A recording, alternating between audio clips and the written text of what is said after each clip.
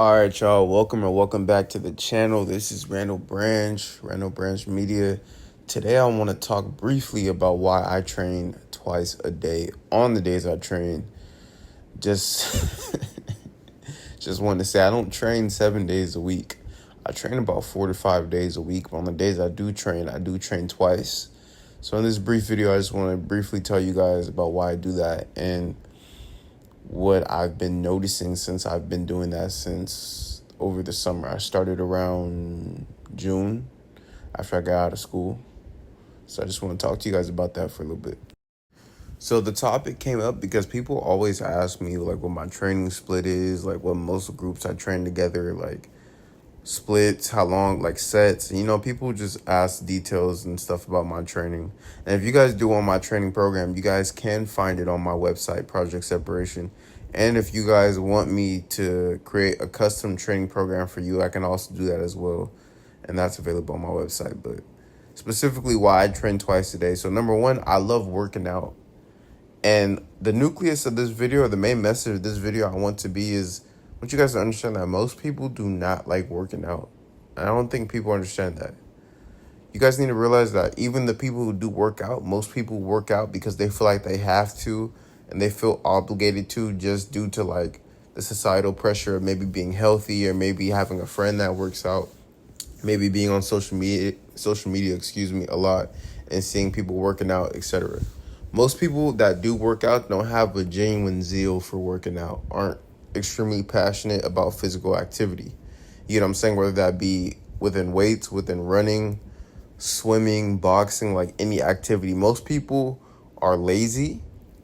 And even the people who do work out, they are lazy as well.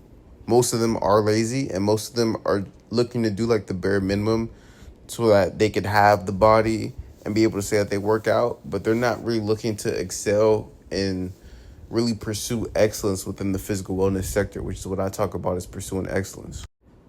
I used to be an athlete, and I still do consider myself an athlete, right? And truthfully, that is an important caveat because I don't consider myself a bodybuilder. I never want to compete with bodybuilding. I consider myself an athlete, and athletes are active. They have a goal that they're looking to pursue, right? And again, they're active, right? Athletes don't just train for an hour a day and then go home and sit on their butt for the rest of the day. Athletes live and like holistically, they live like an active lifestyle. And I'm really big on living an active lifestyle.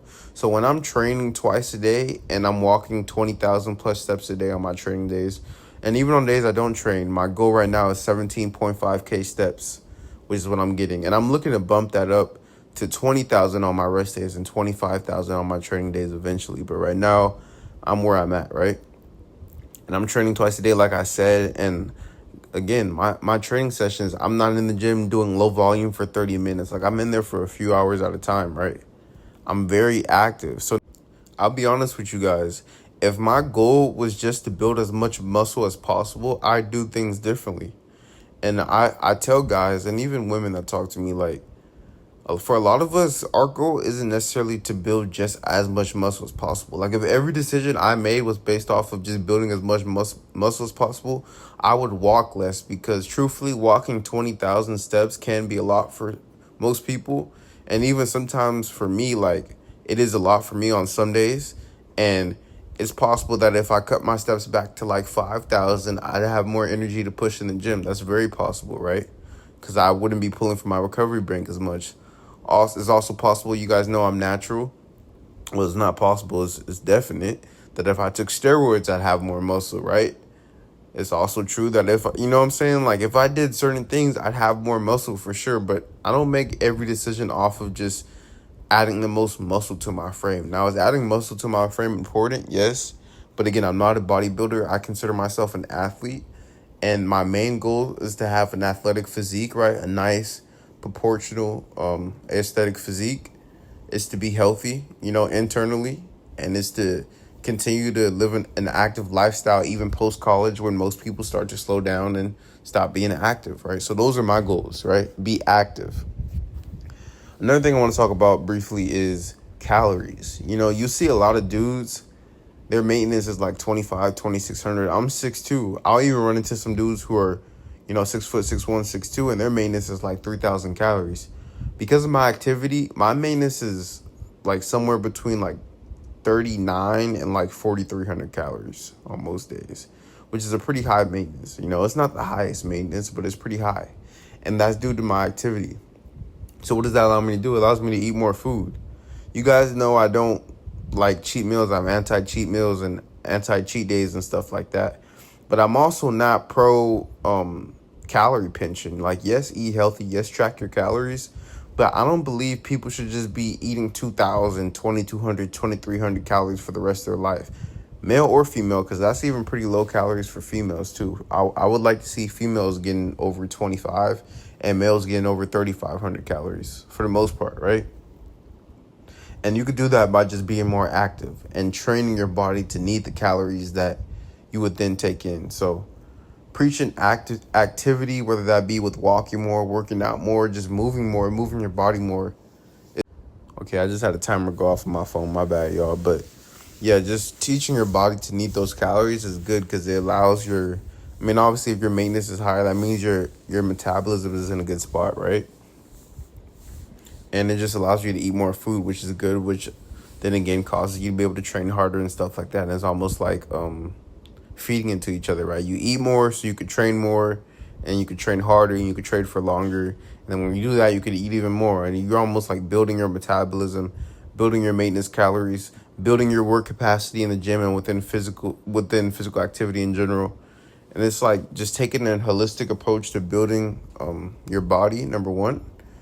Being able to eat more and eat good food, number two. And then number three, just having fun and being able to enjoy the activities that you want to enjoy without feeling that you don't have the energy to be able to recover or to be able to perform due to the lack of food. So they kind of feed into each other. So that's why I train twice a day. This is going to be a quick video, but I just want to let you guys know you can train twice a day. I'll end this video off with saying this. Well, everybody doesn't necessarily need to train twice a day at all. Most people don't realize just exactly what the body is capable of, especially people in the lifting space. Like people who play basketball understand that you could play basketball 5-6 hours a day.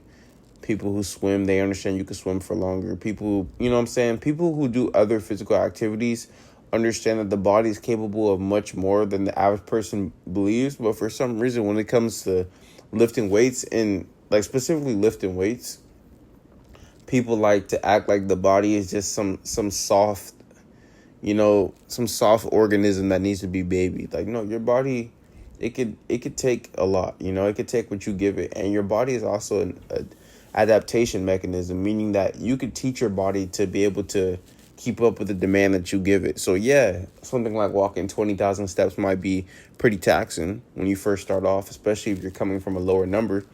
But once you start building up your work capacity, like I did, 20,000 steps won't be too crazy.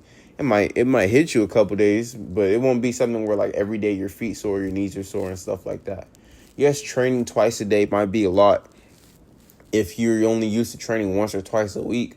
But if you're used to training once a day for 6 days a week, and then you bump that up to maybe doing 2 days twice that week, and then you do it 3 times, then you'll eventually build your work capacity.